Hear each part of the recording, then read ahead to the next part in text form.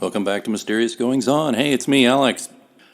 Thought I'd update you a little bit as we get to the very end of November at this recording on what's been going on a little bit with me and sharing some information about recent publications, etc. on this one. I wanted to start off with something that is kind of the elephant in the room for me right now. You're no stranger, if you're a listener to this podcast, to my occasional riffs about my health or strange things that happen to me in my daily life, and this one kind of qualifies on all fronts. So let me just get right to it. Since I was a young man was told that nothing good happens after midnight, or I've been told a variation of that, maybe nothing good happens after 2 a.m. Depends on who's doing the telling. You know, my parents would say midnight. I had a grandparent who would say, 2 a.m., But basically, a lot of the bad stuff that happens in our society seems to happen when it's very dark outside and the moon is full or not full, but it's the thing of bad stuff seems to happen when people have time on their hands and there's darkness and probably substances and all sorts of things, right? But, there are bad things that happen after midnight that can happen in your own home. And that, my friends, is where I was when I felt the knife go into my back. I was not well for a few days prior. I had been working very hard for a new presentation, a new class, a seminar I teach on crisis communications, and I was really not sweating it, but working hard on it and making sure that all my materials were together and I'd rehearsed it properly. It was a 2-hour seminar that I've done lots of classes for a local institution, and I wanted to make sure that I made a good impression with this new curriculum. So that all got handled by Thursday of the week. I even had a friend unexpectedly show up and take the course or the seminar, and we decided to get a quick bite of lunch afterward. Now, sometimes after giving a talk, even for 2 hours on my feet, where you're having to be quick and think and answer questions and keep things moving, it can be a bit draining. I'm loath to admit that these things kind of wipe me out. I don't know how teachers and lecturers who do it every day do it, other than, I guess, repetition, and they learn to pace themselves better. But anyway, we're sitting over some bowls of soup at a deli not far from the curriculum training site, and just catching up, and I started feeling bad.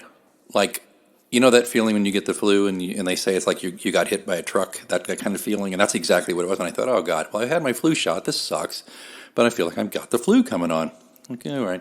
Well, I didn't say anything to him. He had to go soon, and I enjoyed his company, and I wanted to talk to him and just see how things were, and I just kind of sweated it out, but I couldn't finish my food. I probably ate, I would say, a tenth of the bowl of soup. It was chicken noodle. It was really nice, but I just couldn't finish it. I felt poorly. He went off, and I said, I'm just going to hang back here, and I drank some water and just tried to regroup and say to myself, what's going on.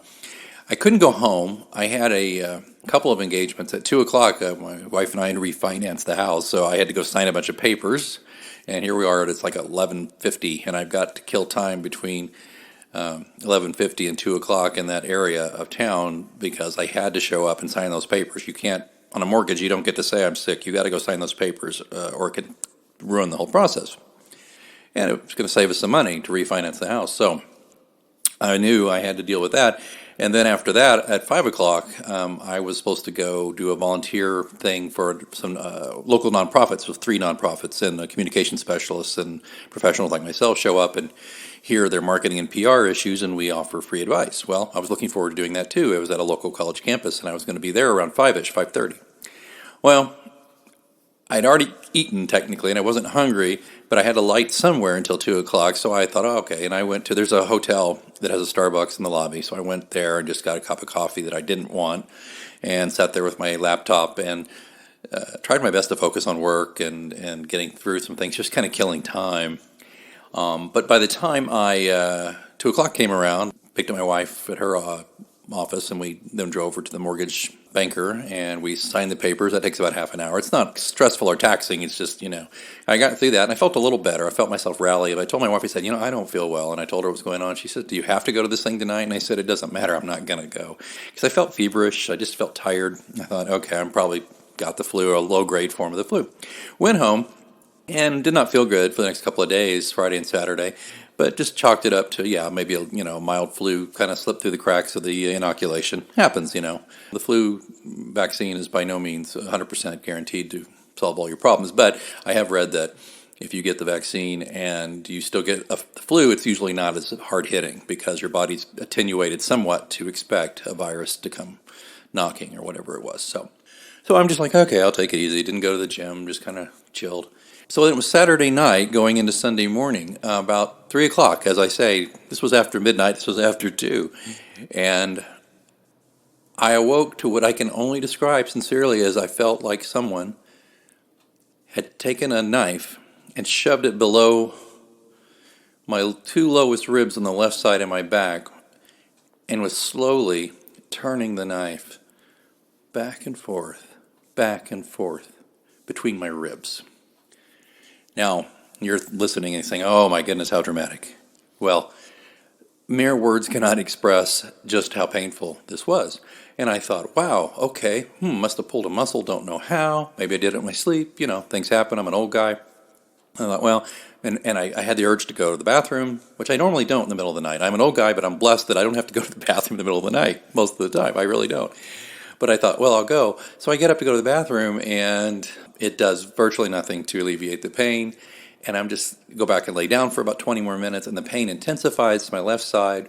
It's really hurting. And I thought, well, I'll go downstairs and just, I don't want to wake up my wife. It's like 4 o'clock in the morning. I don't want to cause any problems. So I go downstairs, put on something on TV, and try to get comfortable on the couch. Can't.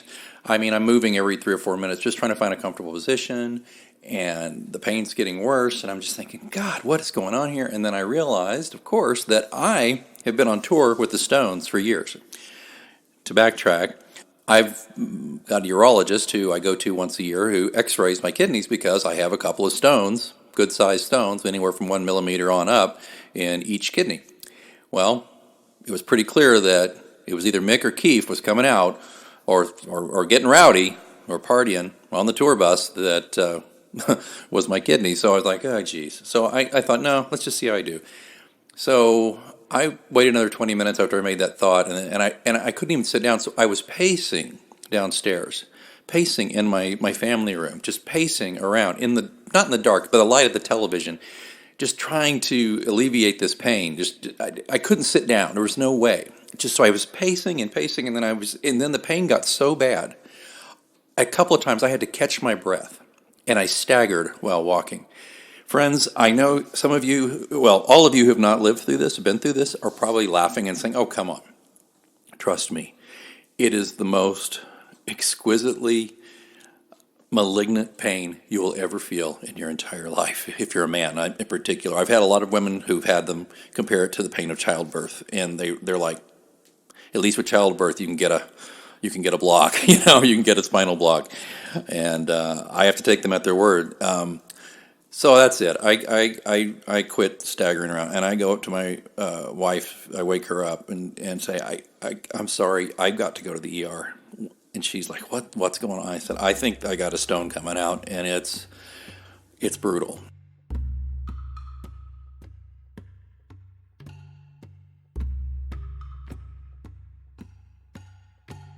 And she doesn't say a word. She gets up. She gets up. She goes and wakes up my 11-year-old daughter. I collapse back on the bed, trying to just, get some semblance of relief, not getting it. So I start getting dressed. She's dressed. My daughter's dressed. We go downstairs, and I swear to God, as soon as I get downstairs dressed and ready to go to the ER, the pain, it subsides. It's gone. It's not gone completely, but like gone in a big way. And I said, this is crazy. I don't have it. I'm false alarm. I'm embarrassed. I'm sorry, girls. Let's just don't even worry about it. And then, how about this? We'll just sit here for a little while. So we all kind of sat there, watched a little TV. I felt like, the pain had gone from a knife in my back to like kind of a dull toothache pain in my back, if that makes sense too. When you've got a toothache and you take enough medication where it dulls down. That's kind of where it was. And I thought, well, okay. And I'd taken some ibuprofen and some Tylenol. I forgot to mention that. So I think that was interacting a little bit with the pain. But then it started roaring back. And I said, oh, that's it. So we got in the car, piled in the car, went to the emergency room, luckily, it was Sunday morning, very light, nobody in the waiting room. They got me in very quickly.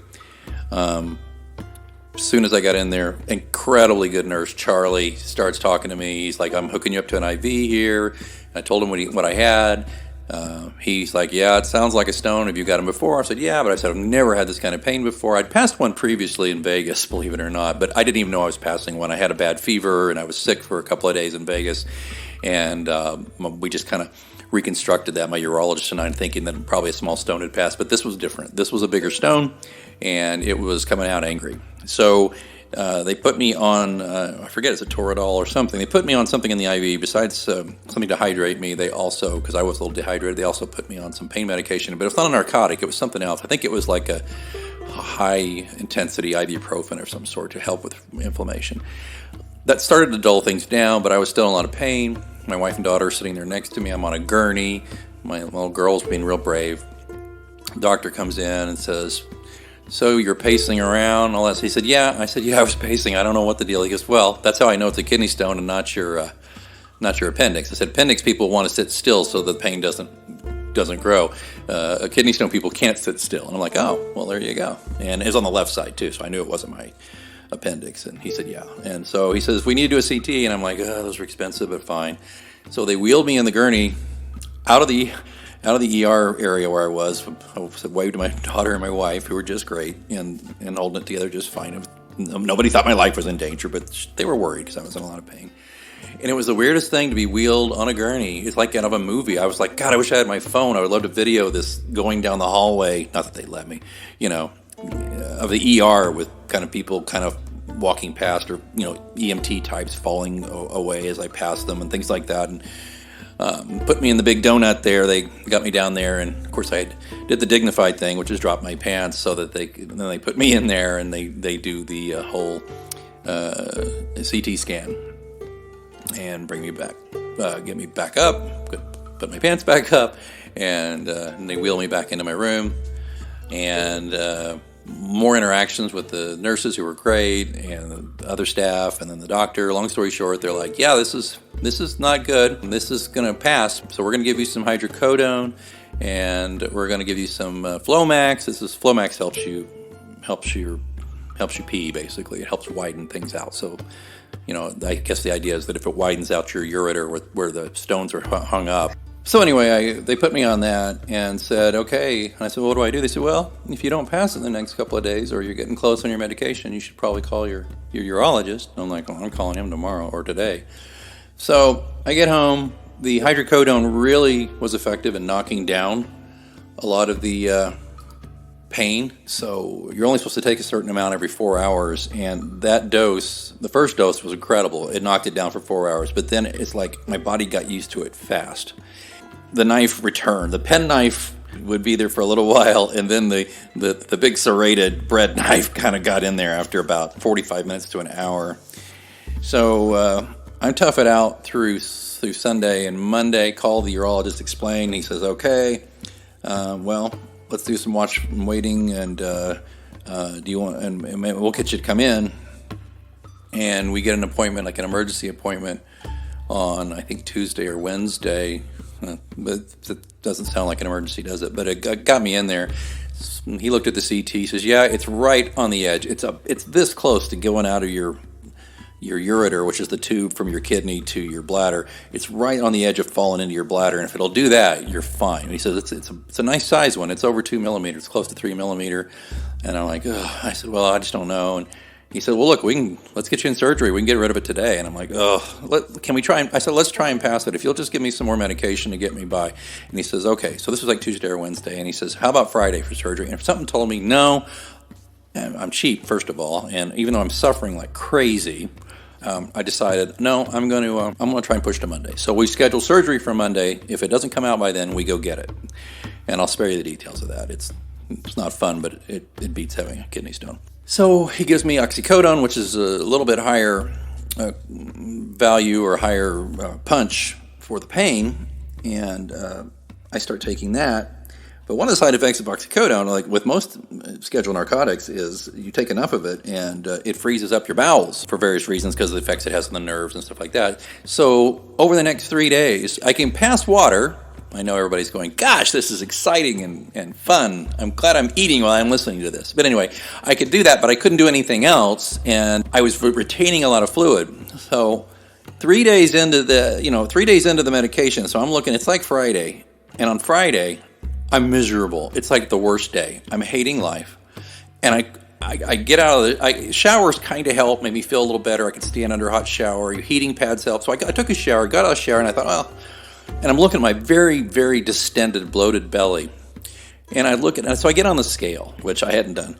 I'd gained over 10 pounds. Now, 10 pounds of that, some of it's from not being able to fully go to the bathroom, but a lot of it was just that fluid retention, all this fluid retention because my kidney was swollen, all the effects of the kidney stone on my body, the trauma that it's inflicting, the pain, all this stuff. So I'd gained 10 pounds. I look like a Macy's Day Parade balloon of me. It was awful. I was wearing an extra large. I have an extra large shirt that I sometimes wear to the gym, on a fat day, and I just don't want anything too tight. I just want loose to move around in. And it was snug on me. I couldn't believe it. So here I am. I'm bloated. I can't go to the bathroom. Everything hurts. Can't get comfortable. I start to despair that I'll ever feel good again. On Friday and Saturday, I'm hating life because it's like, you idiot, you could have had this out by now if you had just not been such a skinflint and just said, fine, let's go do the surgery. I could have done that. So I'm kicking myself. And my wife and my daughter are incredible, doing wonderful things, taking such good care of me. And I'm still, I'm just still miserable, the pain and the discomfort. And I start getting snappish with people and short-tempered. And nobody got upset with me. They totally got it. And I apologized immediately.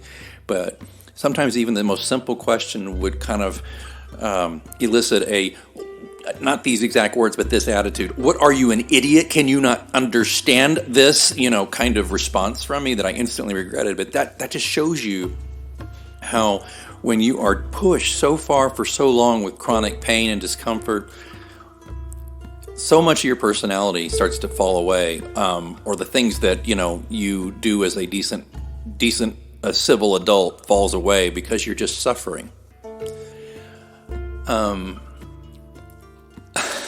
So it fascinated me, and I've got to tell you, there were moments there where I would be in the throes of the pain. Like I always hated it when it was like the oxycodone seemed to knock it down for 2 or 3 hours, sometimes 4, depending on the day, depending on the level of the pain. It was always on a 1 to 10. Like the day I got the stones, it was a 10. Then I had some days that they're blissful, like Monday Night Football. I forgot to mention that. Monday night, the Monday night after the Sunday, the pain level went down to like a 3 or a 4, and I was like, well, maybe I passed it and didn't know it, but apparently not. Most of the time, the pain was between a 7 and a 10.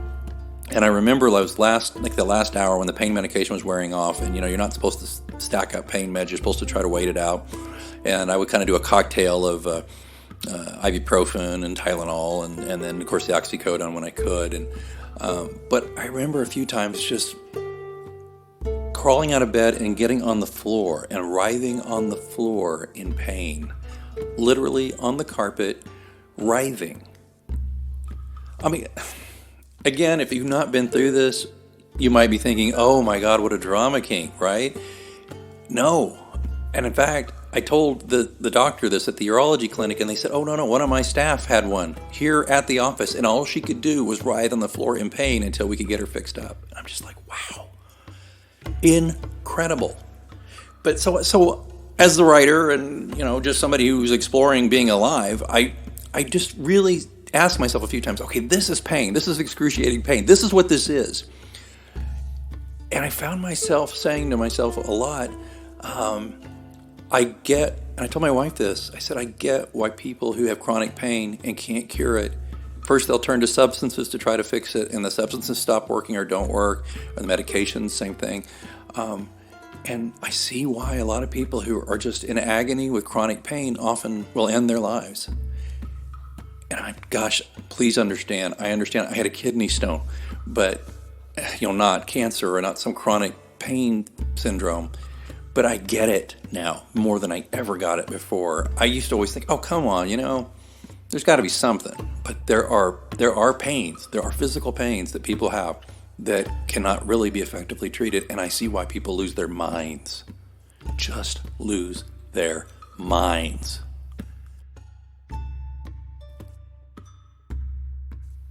Back to that in a minute. So here we are. I know I'm jumped around a little bit, but we're on the weekend. It's Saturday, Friday and Saturday. I'm bloated. I'm the parade float. Or the balloon or whatever. I'm miserable, and I'm thinking this is never going to end. Well, one thing I had to do, by the way, and I didn't mention this, is hey, we know each other pretty well, don't we? So here we go. One thing you get used to if you have stones is you got the basket or the filter or the sieve or whatever. It's a little gadget your urologist or the ER will give you that you pee through. It's basically like if you were panning for gold, you would pan like in the river. The pan has this like screen door kind of sized or smaller actually surface so that you can pan for gold. The water can go through, but the gold can show up, right? So I'm panning for gold. If only this damn stone was made of gold. I am panning for gold. Every time I urinate, I have to urinate through this.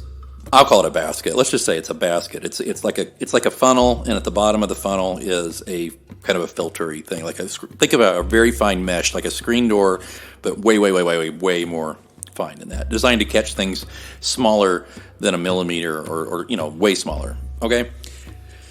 So I'd been using that all week and just despairing.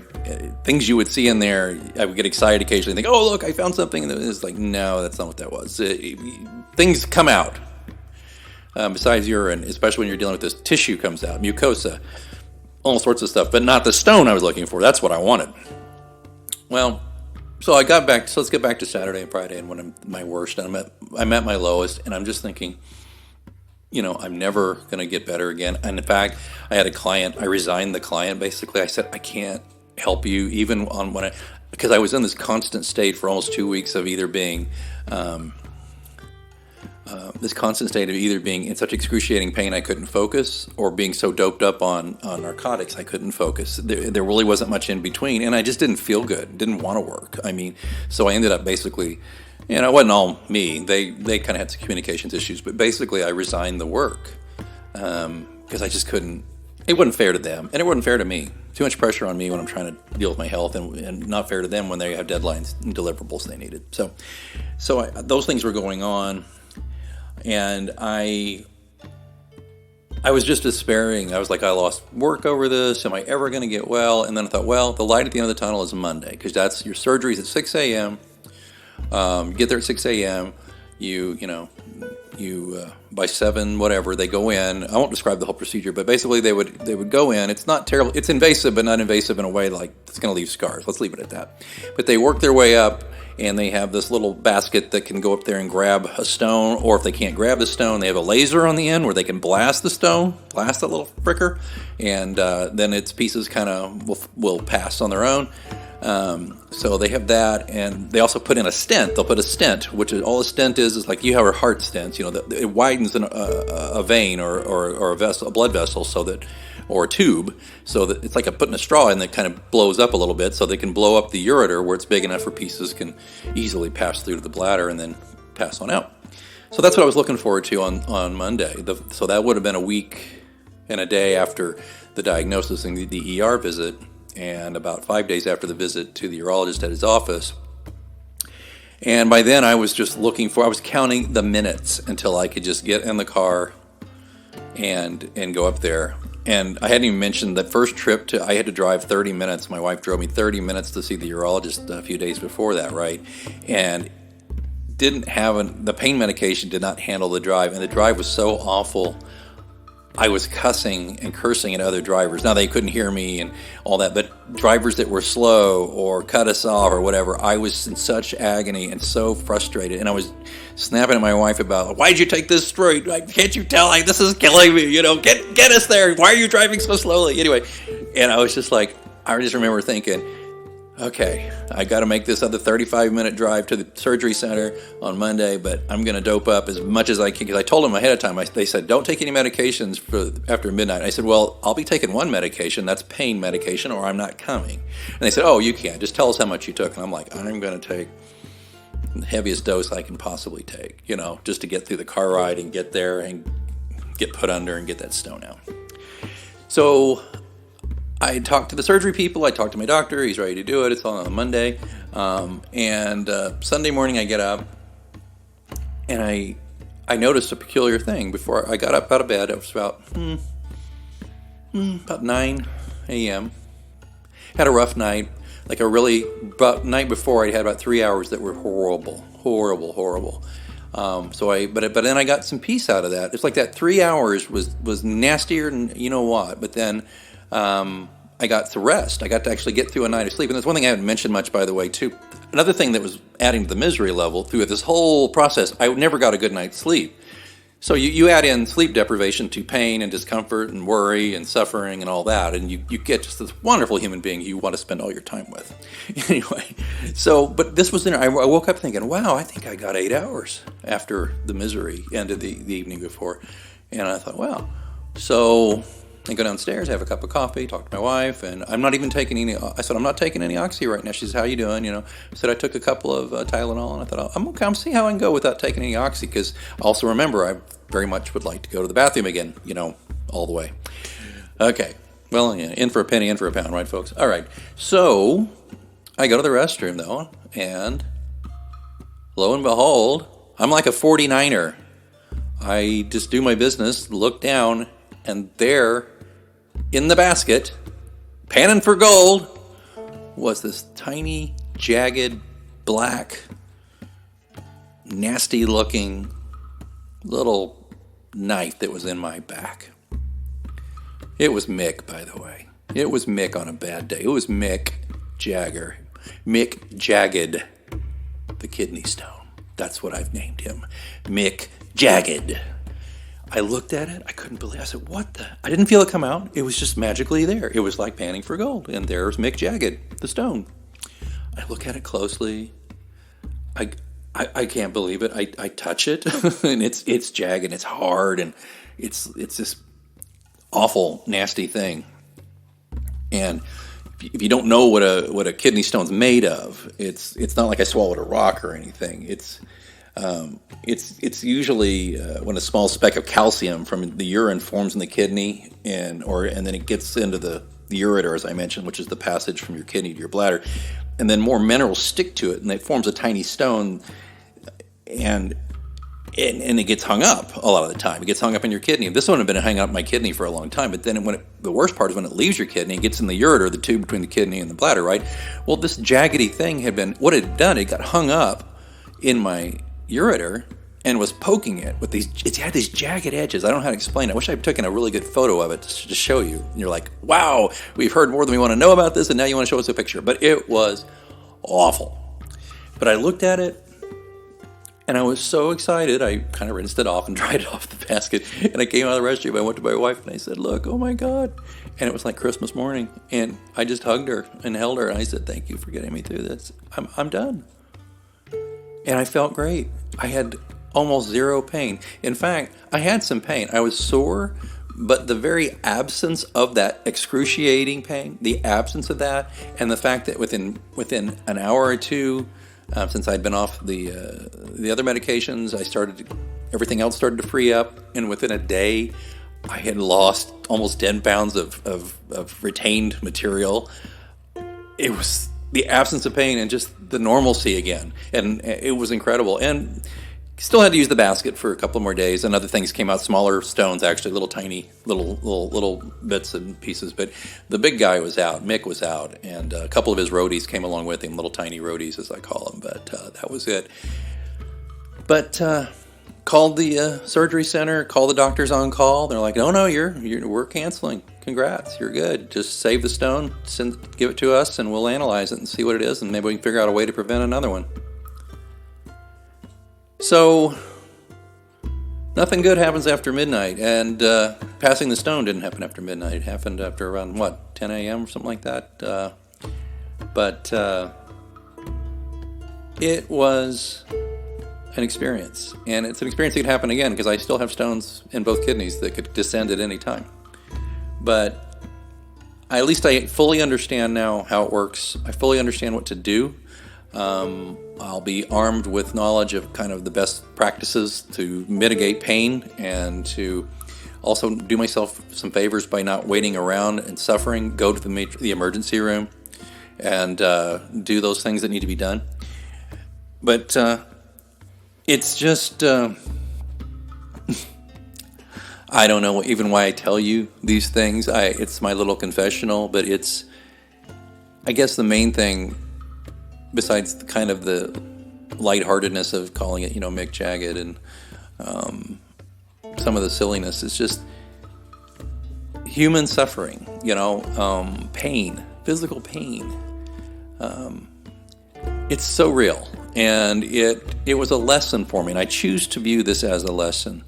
And it's a reminder to me that any day of your life that you don't have any kind of pain, don't even have so much as a headache, don't have a pulled muscle, nothing, no matter how old you are, particularly if you're older than me or my age, if you're middle-aged and up and you go a day without pain, my gosh, that's fantastic. But I guess what I'm saying is, that kind of cliche, everybody's got some kind of pain they're feeling, everybody's got something in their life. It's so true. But what's really in stark relief for me is I find a lot of the physical pains that really bothered me prior to this to be very trivial.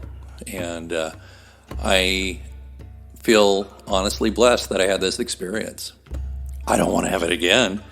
And I'm telling you this, particularly men. I think it's like 70% of kidney stone sufferers are men, maybe more. So women don't get it as much. But if you know of somebody who has a stone, please be sympathetic and empathetic and understanding. If you're the boss and one of your staff has one, please know they're not loafing, they're not faking. They're indeed in trouble, and they're doing their best. And I hope you have a partner in your life who's as wonderful as mine is, and help you get through it, because she never complained, and she's always wonderful and checked in on me, and it was really great. And here I am. It's been about a week removed, almost a week removed, and feeling better. Had a couple of gym visits since, which was great because I missed the gym for 2 weeks, and still tired a little bit, still a little sore, but I'm good. I hope this was of some interest to you.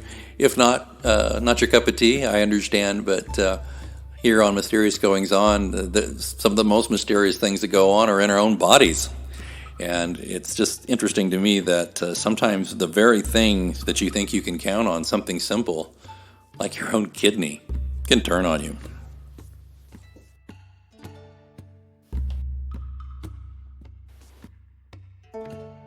Couple of quick announcements here before I let you go. First things first, speaking of ailments, you may recall my episode, which is one of my most downloaded, also featuring kind of a health-related deal, was on losing it. And it was the episode where they had diagnosed me with glaucoma, more or less incorrectly. Well, I had a follow-up visit a couple of weeks ago, just to let you know, and I'm fine. Actually, they're like, you know what, we think you're fine, you're borderline, but they wouldn't admit that they were wrong before. They just said, well, we got ahead of ourselves, but you're fine. So wanted you to know that I continue to do well on that front, thank goodness. Also wanted to let you know, due to my being ill for a few weeks, a lot of my fall guests have fallen off the schedule. I have 3 guests set up to go, or at least tentatively agreeing to come on, and this happened, and it just lost it. And so with the holiday season upon us, I'm recording this the day after Thanksgiving. No idea who will be back and available. But I will come back and update you and let you know. If nobody else can be on the rest of the year, you'll at least get me. So I hope you're enjoying the new book, Pilot's Shadow, which is in the print version is in Pilot's Rose, the new edition, the 10th anniversary edition. But if you just want the Pilot's Shadow, it's available as an ebook on Amazon.com. In fact, there's all kinds of specials. You really need to be watching Amazon.com between now and the end of the year. There'll be all kinds of giveaways of free ebooks on Amazon. So watch my Facebook page, John Pilot Mysteries, or go to the mgopod.com. I'll try to put updates there to let you know whenever we have a freebie being given away. But really, just check for yourself. And if you've got them all, it'd be so great if you bought a copy for people for Christmas, paperbacks or ebooks, or just let everybody know on social media that one of your fave authors has got some freebies out there for you. Okay? All right. Well, I am stone in love with the idea of not having any pain, and I hope you got through this one without cringing too very much. But thanks so much for being a listener, and I hope you had a fantastic Thanksgiving. And I'll be back definitely, hopefully with guests, but if not with guests, you'll have me back before the end of the year, before Christmas for sure. Until next time, keep reading.